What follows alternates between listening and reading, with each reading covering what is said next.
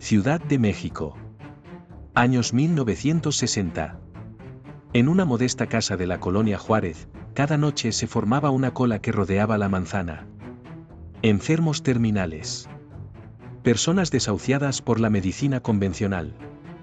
Familias enteras que habían gastado sus ahorros buscando una cura que nunca llegó. Todos esperaban su turno para entrar a esa casa. No era un hospital. No era una clínica. Era el hogar de una anciana mexicana que, según miles de testimonios, realizaba lo imposible. Dentro de esa casa, sin anestesia, sin esterilización, sin instrumentos quirúrgicos modernos, ocurrían cirugías que desafiaban todas las leyes de la medicina conocida. Tumores cerebrales extirpados sin abrir el cráneo. Órganos reemplazados sin dejar cicatrices. Cataratas removidas mientras el paciente conversaba tranquilamente. Y al día siguiente, ninguna herida. Ninguna infección. Como si nada hubiera ocurrido. Médicos y científicos fueron testigos. Documentaron casos. Algunos lo llamaron fraude. Otros quedaron en silencio, incapaces de explicar lo que habían presenciado.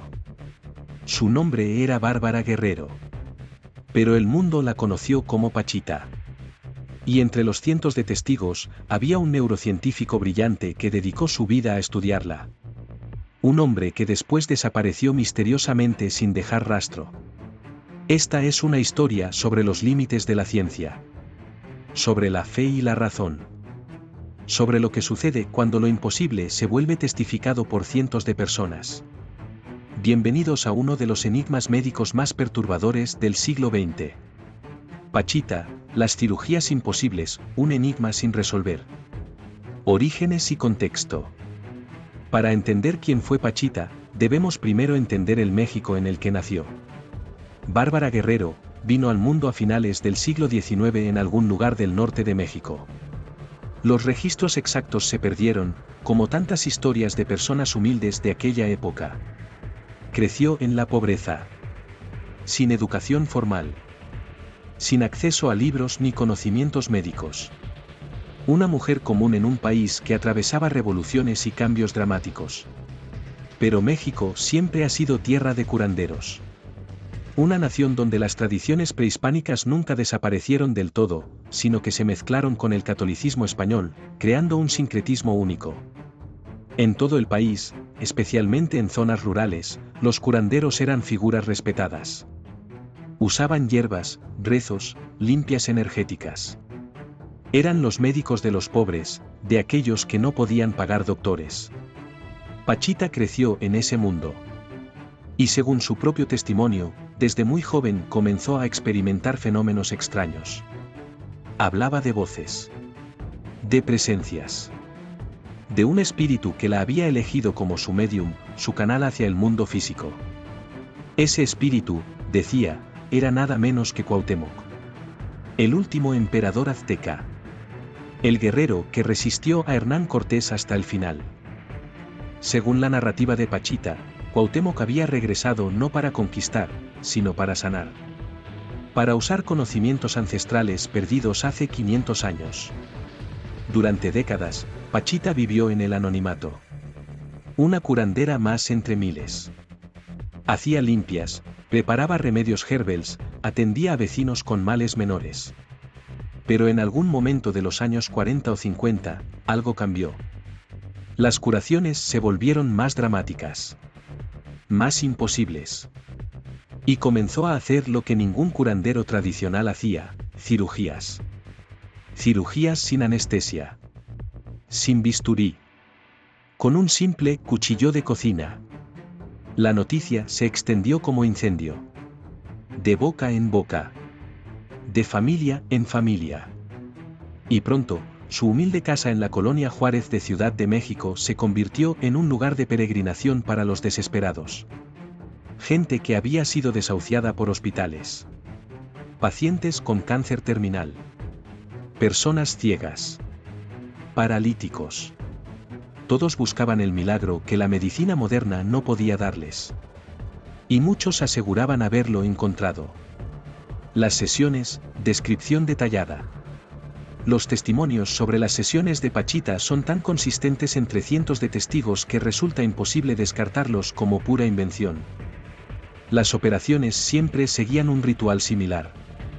Los pacientes llegaban de noche. Esperaban horas, a veces hasta el amanecer. No había citas. No había sistema. Simplemente esperaban su turno. La casa era pequeña. Una sala convertida en consultorio. Un altar improvisado mezclaba imágenes de la Virgen de Guadalupe con representaciones de deidades aztecas. Velas. Mucho incienso. Un ambiente cargado de humo y expectación. Pachita, una mujer mayor, de complexión fuerte, cabello blanco recogido, vestida con sencillez, recibía al paciente. Y entonces comenzaba la transformación. Según los testigos, Pachita entraba en trance. Su voz cambiaba, se volvía más grave, más autoritaria. Sus movimientos se volvían decididos, casi militares. Ya no era Bárbara Guerrero. Era, supuestamente, Cuauhtémoc hablando a través de ella. El paciente era acostado en una mesa simple. Sin camilla médica. Sin equipo sofisticado. Y aquí es donde los testimonios se vuelven verdaderamente perturbadores. Cuauhtémoc, a través de Pachita, tomaba un cuchillo. No un bisturí esterilizado. Y sin anestesia, sin preparación, hacía la primera incisión. Y aquí está lo más inexplicable, los pacientes no gritaban. No se retorcían de dolor. No perdían el conocimiento. Conversaban. Respondían preguntas. Algunos hasta miraban el procedimiento. Médicos presentes describían cómo veían órganos ser extraídos. Tumores siendo removidos. Tejidos siendo manipulados. En algunos casos, Pachita afirmaba estar reemplazando órganos enfermos con órganos sanos de origen espiritual. Los testigos juraban ver órganos materializarse en sus manos. Otros pensaban que eran órganos animales preparados previamente. Nadie llegó a una conclusión definitiva. El proceso podía durar entre 10 minutos y 1 hora, dependiendo del caso. Y entonces, algo igual de imposible, el cierre. Pachita no suturaba. No cosía. Simplemente pasaba sus manos sobre la herida, a veces aplicando algodón con alcohol. Y la herida se cerraba. No completamente en ese instante, pero sí lo suficiente. Los pacientes eran ayudados a levantarse. Caminaban. Algunos inmediatamente, otros con ayuda. Se les daba indicaciones simples, no bañarse por 3 días, no hacer esfuerzos, tomar ciertos test herbals. Y se les pedía regresar a revisión en 1 semana. Cuando regresaban, los testimonios son unánimes, no había cicatrices profundas. Solo una marca rojiza que desaparecía en días. No había infecciones. No había complicaciones. Y muchos reportaban que sus síntomas habían desaparecido. Pachita nunca cobraba una tarifa fija. Pedía cooperación voluntaria. Lo que cada quien pudiera dar. Monedas, billetes, alimentos. Vivía modestamente. Toda su vida en esa misma casa humilde. Operaba casi todas las noches. Durante décadas. Miles de casos. Y el fenómeno nunca dejó de ocurrir hasta su muerte. El testimonio crucial, Jacobo Grinberg. Podríamos descartar toda esta historia como superstición popular. Como engaño masivo. Como testimonios de personas desesperadas dispuestas a creer cualquier cosa. Pero entonces aparece Jacobo Grinberg. Y su presencia en esta historia lo cambia todo. Jacobo Grinberg Silverbaum nació en 1946 en Ciudad de México. Hijo de inmigrantes judíos polacos que escaparon del Holocausto. Creció fascinado por la mente humana. Estudió psicología en la UNAM. Pero no se detuvo ahí. Obtuvo una beca para hacer su doctorado en psicofisiología en el Brain Research Institute de la Universidad de Nueva York. Regresó a México como un científico brillante, riguroso, formado en el método científico más estricto. Fundó el Laboratorio de Neuropsicología y Psicofisiología en la UNAM. Publicó más de 50 artículos científicos. Escribió decenas de libros.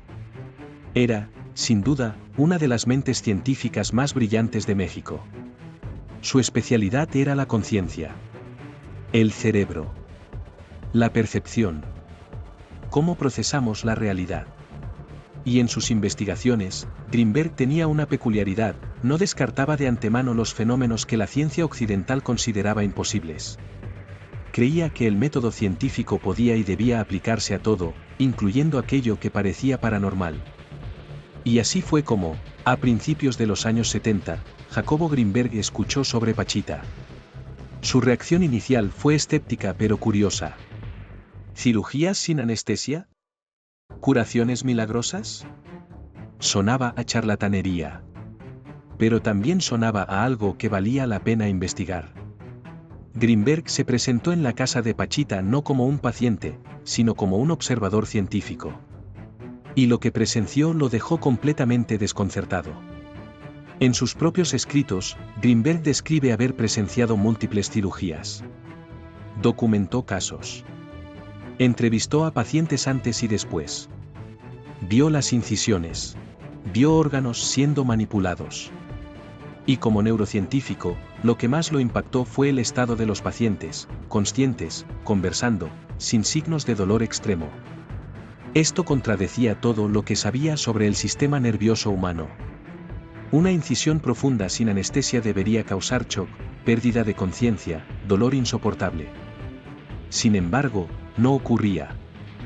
Grinberg consideró la hipnosis. Pero la hipnosis tiene límites. No puede bloquear completamente el dolor de una cirugía mayor. Consideró el fraude.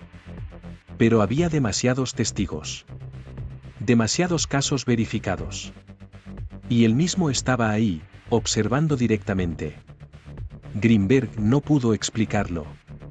Y eso, para un científico de su calibre, era devastador. Pero en lugar de negar lo que veía, hizo algo valiente: lo admitió.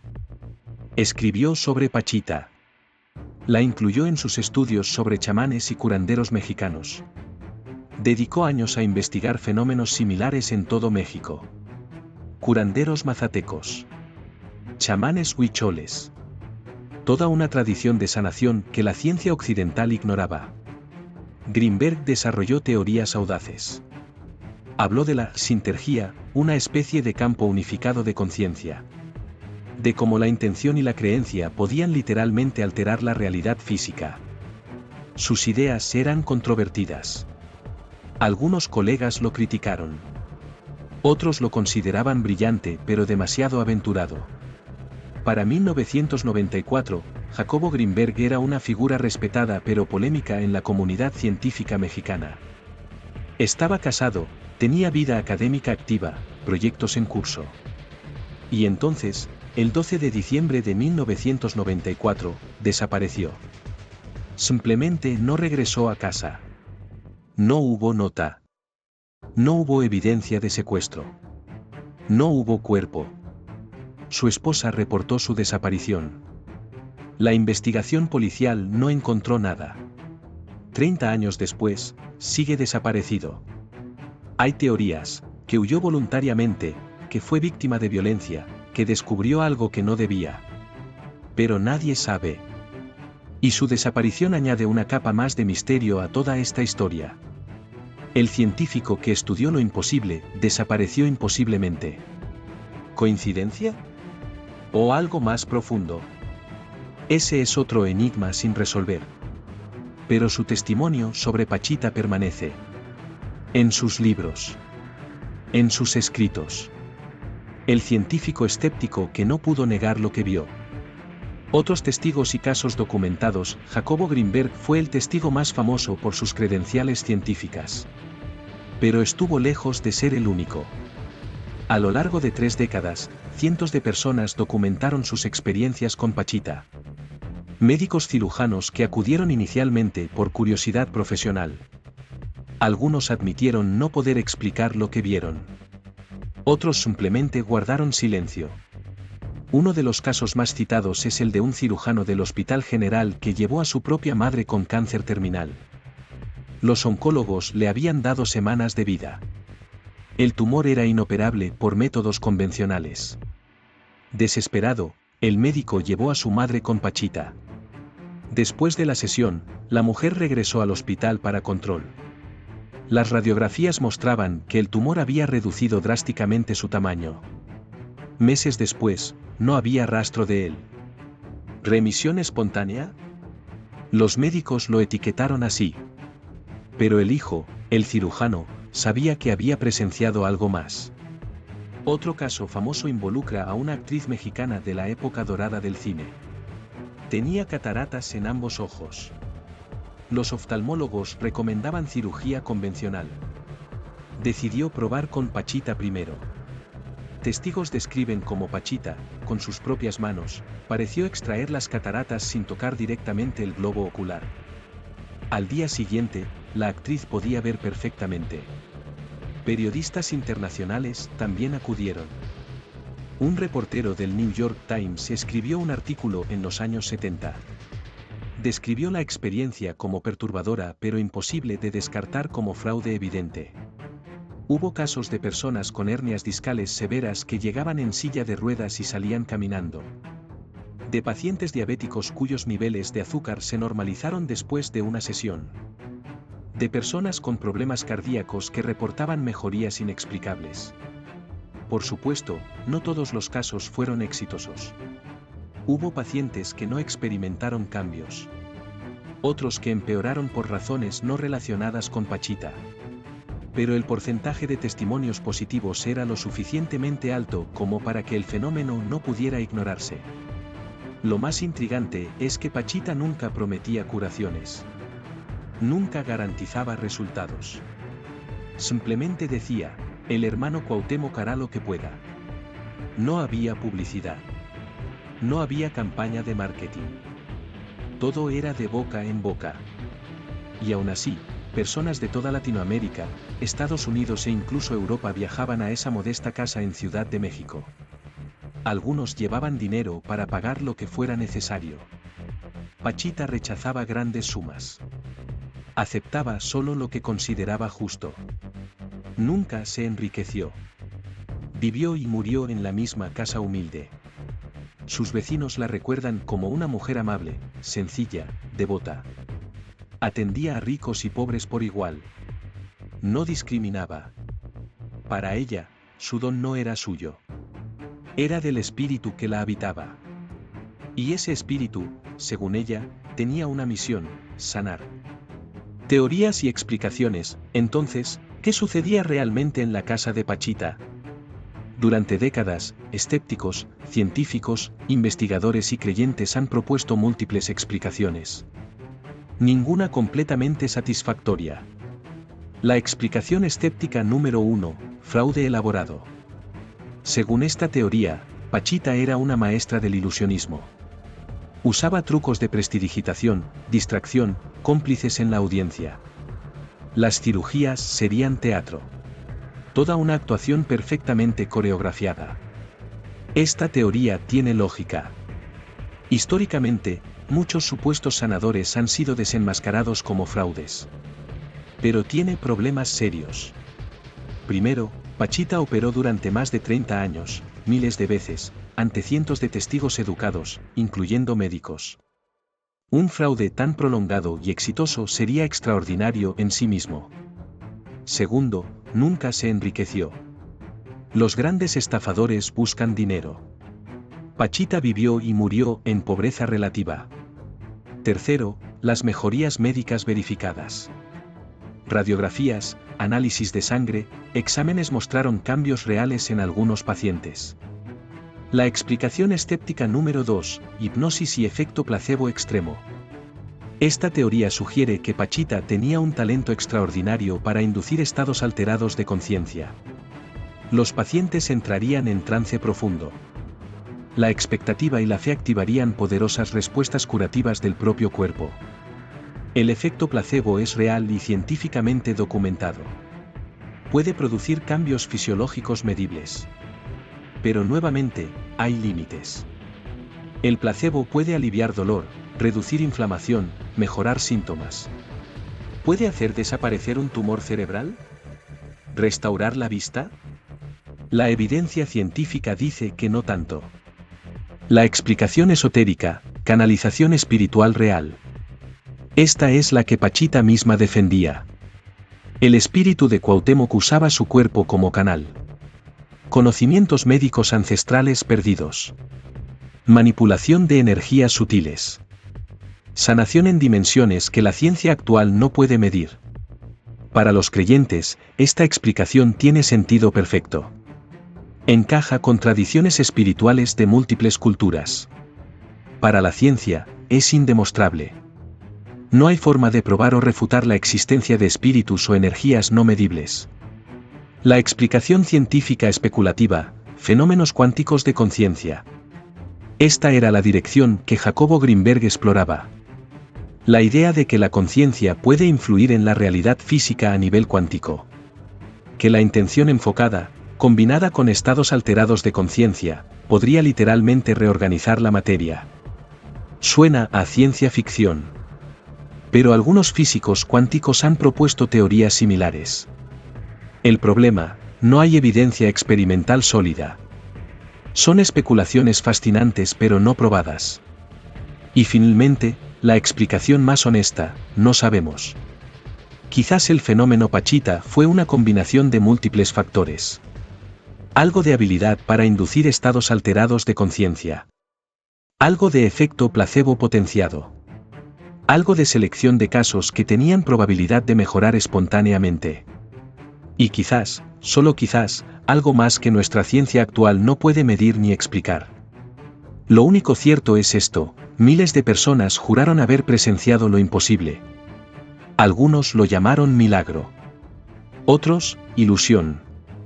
Otros, simplemente no pudieron llamarlo nada. Y ese misterio permanece sin resolver. La muerte de Pachita y su legado. En 1979, Bárbara Guerrero, Pachita, tenía más de 80 años. Su salud se deterioraba.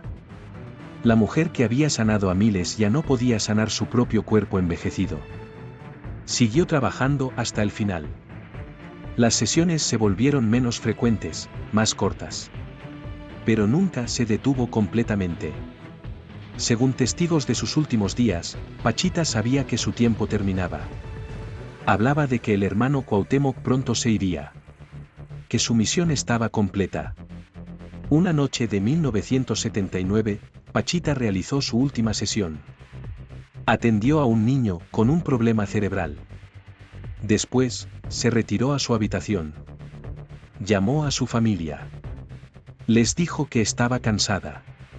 Que había cumplido con su tarea. Y días después, Bárbara Guerrero murió en paz, en su propia cama, rodeada de quienes la amaban. Su funeral fue multitudinario. Miles de personas acudieron. Personas de todas las clases sociales. Médicos, pacientes, creyentes, curiosos. Todos querían despedir a la mujer que, de una forma u otra, había tocado sus vidas. Fue enterrada en un cementerio de Ciudad de México. Su tumba es simple, sin ostentación. Pero nunca está sin flores. Décadas después, la gente sigue visitándola. El legado de Pachita es complejo. Para algunos, fue una santa. Una sanadora enviada por fuerzas divinas. Para otros, una ilusionista talentosa que dio esperanza a los desesperados. Para la ciencia oficial, un fenómeno no estudiado, archivado como curiosidad cultural. Pero hay algo innegable: Pachita abrió una conversación. Una conversación sobre los límites de la medicina. Sobre el poder de la fe. Sobre fenómenos que no entendemos. Hoy, en pleno siglo XXI, con toda nuestra tecnología y conocimiento, seguimos sin poder explicar completamente lo que sucedió en esa casa de la Colonia Juárez. Los documentos existen. Los testimonios permanecen. Las preguntas siguen sin respuesta. Y quizás esa sea la verdadera lección de Pachita. Que hay más cosas en este mundo de las que nuestra ciencia puede explicar. Que la humildad ante lo desconocido es una forma de sabiduría. Y que a veces, lo imposible sucede, aunque no sepamos por qué. La casa de Pachita ya no existe. Fue demolida hace décadas. Pero su historia permanece. En libros. En testimonios. En la memoria colectiva de un país. ¿Fue Pachita una curandera milagrosa? ¿Una ilusionista magistral? ¿Una medium real? La respuesta depende de que prefieras creer, lo que la ciencia puede probar, o lo que miles de personas juraron haber presenciado. Yo solo te he presentado los hechos documentados, los testimonios verificables. La conclusión es tuya. ¿Tú qué crees?